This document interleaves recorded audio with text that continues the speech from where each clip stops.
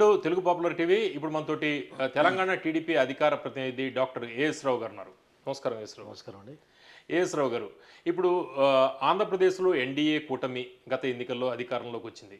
అయితే అదేవిధంగా తెలంగాణలో కూడా ఎన్డీఏ కూటమి పోటీ చేస్తుందని తెలంగాణ టీడీపీ నాయకులు కొంతకాలం నుంచి బాహటంగానే చెబుతున్నారు.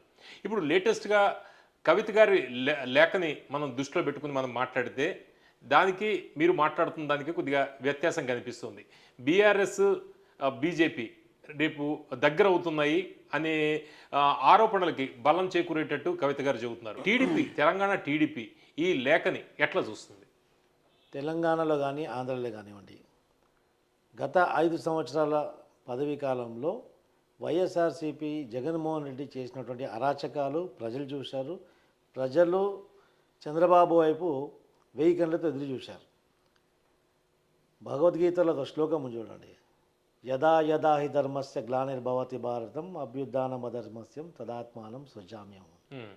ఎప్పుడెప్పుడైతే అధర్మము అన్యాయము పెరిగిపోతుందో ధర్మాన్ని కాపాడడం కోసం భగవంతుడి అంశమే ఒక మనిషి రూపంలో రావడం జరుగుతుంది.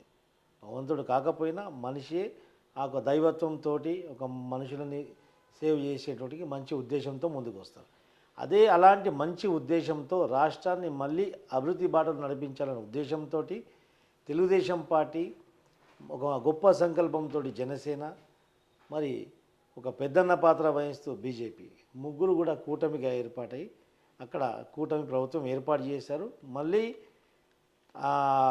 మర్చిపోయినటువంటి భూస్థాపితం చేసినటువంటి అమరావతిని రీబిల్ట్ ఆంధ్రప్రదేశ్ అని చెప్పేసి మళ్ళీ ఆంధ్రప్రదేశ్ రాష్ట్రాన్ని మళ్ళీ ఒక నూతన రాష్ట్రంగా డెవలప్ చేస్తున్నారు. ఏఎస్ రావు గారు, కృష్ణుడి పాత్ర తెలంగాణలో చంద్రబాబు నాయుడు పోషించబోతున్నారు అనేది చెప్తున్నారు. ఇప్పుడు కవిత గారి లేఖ చూస్తుంటే అట్లా లేదు, ఎన్డీఏ కూటమి కాదు బీఆర్ఎస్ బీజేపీ కలిసి వెళుతుంది. అదే coming to that point only. ఎందుకంటే అక్కడ ఒక పాట అయిపోయింది. తెలుగుదేశం పార్టీ అంటే ఒక ఆంధ్రాకో తెలంగాణకో ఎక్కడో కాదు, ప్రపంచవ్యాప్తంగా తెలుగు ప్రజలు తెలుగు వారు ఎక్కడ నివసిస్తున్నా అక్కడక్కడ తెలుగుదేశం పార్టీ యొక్క ప్రభావం ఉంటుంది.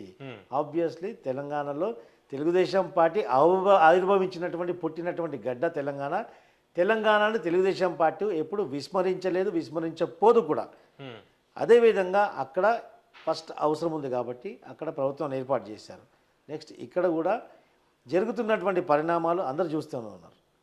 ఇక్కడ ఉన్నటువంటి ప్రభుత్వం యొక్క వైఫల్యాలు, ప్రభుత్వం ఏ విధంగా చేస్తుంది, గత 10 సంవత్సరాల కాలం నుంచి ఈ కేసీఆర్ చేసినటువంటి పరిపాలన ఏ విధంగా ఉంది, ఇప్పుడు నడుస్తున్న పరిపాలన 11 నెలల పరిపాలన కూడా అందరూ చూస్తున్నారు. ఇప్పుడు కూడా రేపు రానున్న కాలంలో ఇప్పుడు ఎలక్షన్స్ ఇప్పుడైతే దగ్గర లేవు, 3-4 సంవత్సరాలు ఉన్నాయి.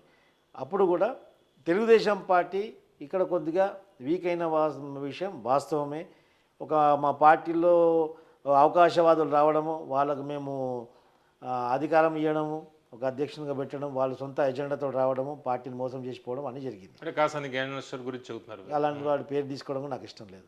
సో అలాంటి వాళ్ళు రావడం, పార్టీని కొంత వీక్ చేయడం, ఏదేమైనప్పటికీ కూడా కరడు కట్టిన ఉగ్రవాదులు అంటారు కదా, కరడు కట్టిన తెలుగుదేశం వాదులుగా మాలాంటి వాళ్ళు ఉన్నారు.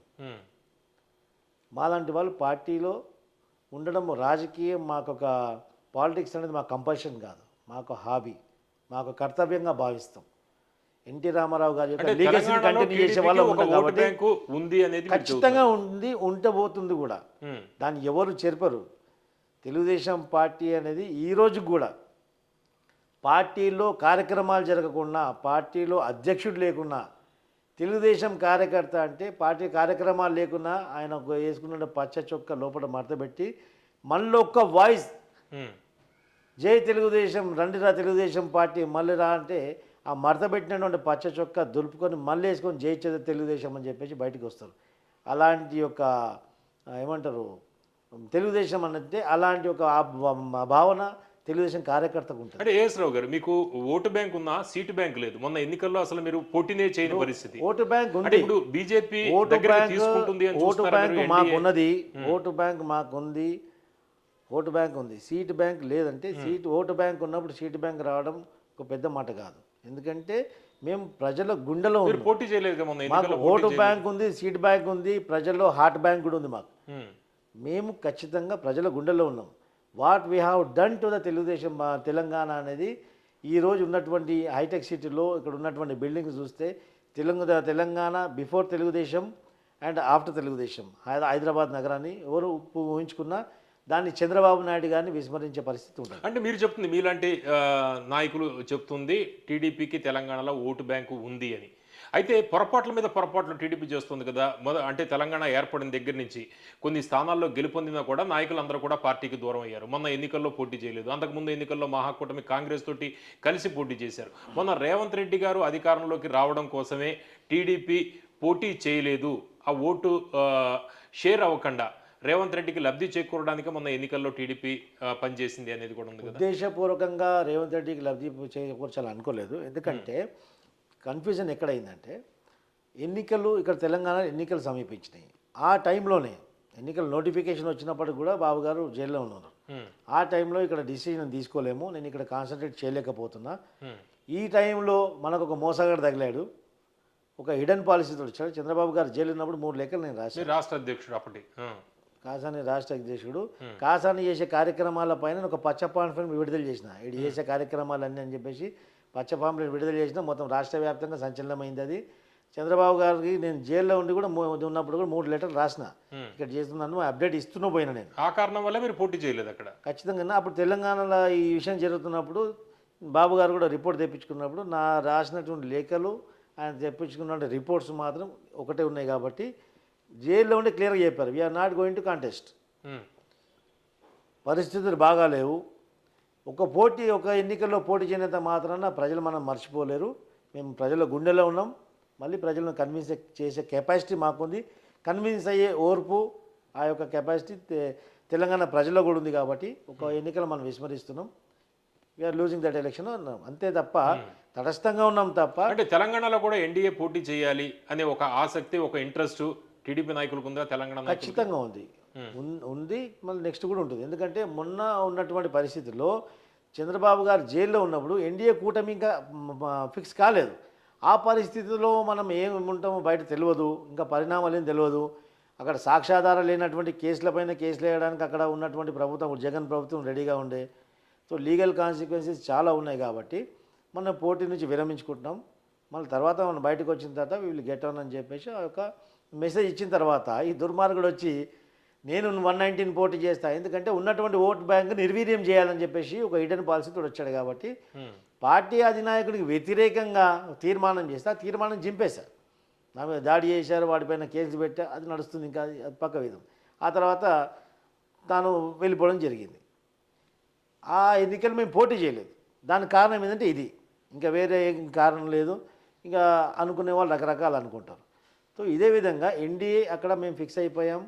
మా యొక్క కూటమి అనేది సక్సెస్ అయింది. అక్కడ మొత్తం 100% స్ట్రైక్ రేట్ వచ్చింది. మేము అక్కడ సక్సెస్ అయ్యాం. అదేవిధంగా తెలంగాణలో కూడా మేము వస్తున్నాం. తెలంగాణ ఇప్పుడు ఎన్నికలు లేవు. మీరు ఎన్డీఏ ఉన్నారంటే ఆబ్వియస్లీ వీఆర్ ఇన్ ఎన్డీఏ.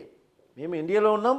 ఎన్డీఏలో మేము ఏ విధంగా ఉన్నాము, బలంగా ఉన్నామా, బలహీనంగా ఉన్నామా అనడానికి చెప్పడానికి మొన్న మోదీ గారు, లోకేష్ గారు కలిసినటువంటి మీటింగు అందరికి తెలిసిపోయింది. మేము చెప్పనవసరం.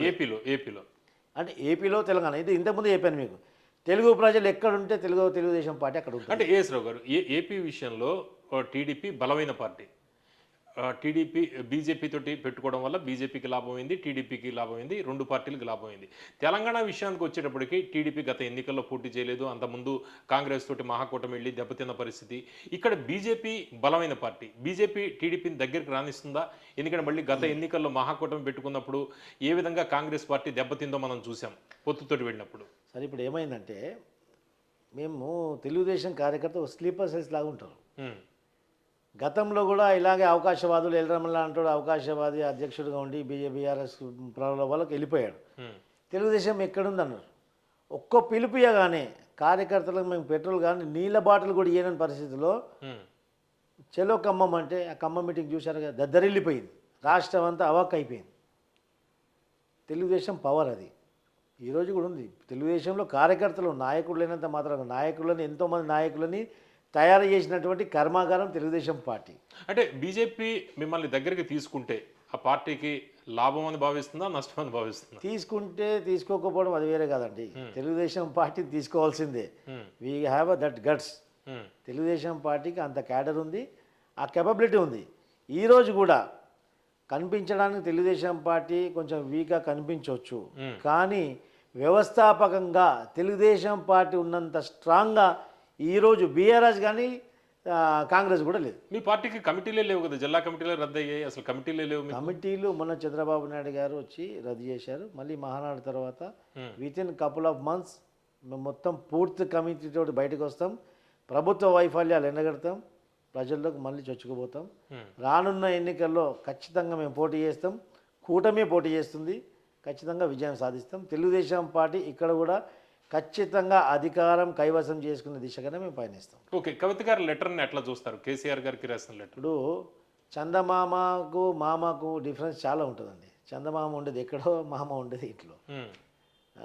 దానికి కంపారిజనే ఉండదు. వాళ్ళు ఉన్నటువంటి అంతర్గత కలహాలు వాళ్ళు రాసుకున్న లెటరు. ఇప్పుడు ఒక తండ్రి కూతురు వేరే దేశంలో ఉండ్రు, వేరే రాష్ట్రాల్లో ఉండ్రు, ఉత్తరాలు రాసుకుండ్రు, మెయిల్ చేసుకురంటే ఒక అర్థవంతంగా ఉంటుంది. కానీ ఒకటే సిటీలో ఉన్నావు, మా గంటల వ్యవధిలో కూడా లేదు నువ్వు మీ తండ్రికి నీకున్న దగ్గరలో ఒకటే మా నగరంలో ఉంటూ ఒక వాట్సాప్ మెసేజ్ పెట్టచ్చు, పెట్టచ్చు. లేకుంటే మీ తల్లికి చెప్పి మా నాయనకి ఇట్లా చెప్పొచ్చు, అంటే మీ తమ్మునికి చెప్పొచ్చు. నువ్వు లెటర్ రాయడం ఏంది? అది మళ్ళీ లీక్ అవ్వడం చాలా కాలం తర్వాత. నువ్వు రాయాలి, సీక్రెట్గా రాయాలనుకుంటే సీక్రెట్గా వాట్సాప్ పెట్టవచ్చు కదా. లీక్ చేయడం ఎందుకు అంటే బీఆర్ఎస్ పార్టీ ఎన్డీఏ కూటమిలో రావడానికి తాహతహలాడుతుంది. ఇప్పుడు వేరే వాళ్ళు ఎవరో రాశారంటే మనం నమ్మొచ్చండి. ఎన్డీఏలో కూటమి రావాలని చెప్పేసి తాహతహలాడుతుంది. ఎందుకంటే ఎన్డీఏ కూటమిలో వస్తే లీకర్ కేసు నుంచి బయటపడవచ్చు, ఈ కాళేశ్వరం ఎంక్వైరీ నుంచి బయటపడవచ్చు, ఇవన్నీ చేసినటువంటి గతంలో చేసినటువంటి 11 సంవత్సరాలు 10 సంవత్సరాలు చేసినటువంటి స్కామ్ల నుంచి అన్ని కూడా బయటపడవచ్చు అని. ఎందుకంటే 10 సంవత్సరాలు చేసిందంతా స్కామే. మిషన్ భగీరథ కమిషన్ భగీరథ అయిపోయింది, కాళేశ్వరం స్కామేశ్వరం అయిపోయింది. 3 ఎకరాలని చెప్పేసి మొత్తం ఉన్న భూములన్నీ అమ్మేసినావు, ప్రభుత్వ భూములన్నీ అప్పడంగా అమ్మేసినావు, నీకు ఏ విధంగా అధికారం ఉంది అమ్మేసినావు. మీ అన్ని విద్యా సంస్థలు మెడికల్ కాలేజ్ ఎస్టాబ్లిష్మెంట్స్లో కూడా స్కామ్స్ ఉన్నాయి. స్కామ్ లేని ఒక్క వ్యవస్థ చూపించండి. అంటే ఏఎస్ రావు గారు ఇప్పుడు కవిత గారి లెటరు, కేసీఆర్ గారిని ఒక రకంగా విమర్శించడం, ఇవన్నీ చూస్తుంటే ఆవిడ సొంతంగా పార్టీ పెట్టచ్చు అనేది కొంత ప్రచారం జరుగుతుంది, లేకపోతే కాంగ్రెస్ పార్టీకి వెళ్ళొచ్చు అనేది కొంత ప్రచారం జరుగుతుంది. అంటే బీజేపీకి అయితే ఆప్షన్ ఉండదు, ఎందుకంటే ఢిల్లీ లిక్కర్ స్కామ్లో ఆల్రెడీ ఉంది కాబట్టి బీజేపీ దూరం పెడుతుంది. ఆల్రెడీ బీజేపీ బీఆర్ఎస్కి సంబంధాలు ఉన్నాయని కవిత గారు చెబుతున్నారు కాబట్టి ఆ ఆప్షన్ కూడా క్లోజ్. ఒకవేళ ఇప్పుడు మీ టీడీపీ నాయకులు కొంతమంది చెప్తుంది మా దగ్గర ముఖ్యమైన నాయకులు రాబోతున్నారు, రేపు ఎన్నికలు మేము టార్గెట్గా ముందరికి వెళ్తున్నాము, ఎన్డీఏ కూటమి వెళ్తుంది, ఇలా చెప్తున్నారు కదా మీరు. ఒకవేళ కవిత గారు మీ పార్టీలోకి వస్తే తీసుకుంటారా? కవిత గారు మీకు ఏదైనా టచ్లో ఉన్నారని మీకు ఏదైనా అవగాహన ఉందా? అవన్నీ అపోహలు మాత్రమే. ఇప్పుడు ఒక రాజకీయ పార్టీ, అపోహలు అంటే ఒక చర్చ జరిగిందా మీ పార్టీలో? మాది ఒక రాజకీయ పార్టీ. రాజకీయ పార్టీలో ఎవరు వస్తా అంటే రావద్దని చెప్పడానికి ఏ పార్టీ అనదు. కవిత గారు వస్తే తీసుకుంటారు. నేను ఏమన్నా సార్, కేసీఆర్ వచ్చినా తీసుకుంటాం, రావద్దు అని మాత్రం ఏ రాజకీయ పార్టీ అన్నది. కాకపోతే గతంలో ఒక పరిస్థితి, ఇప్పుడు పరిస్థితి వేరే. మాలోనే అధ్యక్షుడిగా పార్టీ బాధ్యతలు నెరవేర్చే నాయకులు, సామర్థ్యవంత నాయకులు చాలామంది ఉన్నారు. మొన్న తీగల కృష్ణారెడ్డి కూడా వస్తా అని చెప్పేసి మల్లారెడ్డి యొక్క మనవరాలి పెళ్లి పత్రిక వెడ్డింగ్ కార్డు ఇవ్వడానికి వెళ్ళేసి బయటకు వచ్చి ప్రెస్ వాళ్ళు అడ్డుకుంటే వాళ్ళకు ఒకటి స్టేట్మెంట్ ఇచ్చాడు, మళ్ళీ మేమంతా తెలుగుదేశంకి వస్తాం, మళ్ళీ మేము పార్టీని బలోపేతం చేస్తామంటే నేను బయటకు వచ్చి అదే మాట మాట్లాడా. నీ ఓటర్ పై బలోపేతం చేయడానికి అవకాశవాది నువ్వు, ఇలాంటి జోకర్లు బ్రోకర్లు మాకు అవసరం లేదని క్లియర్గా చెప్పాం. If you want to come to Telugu Desam party we welcome you. As a party worker you must work.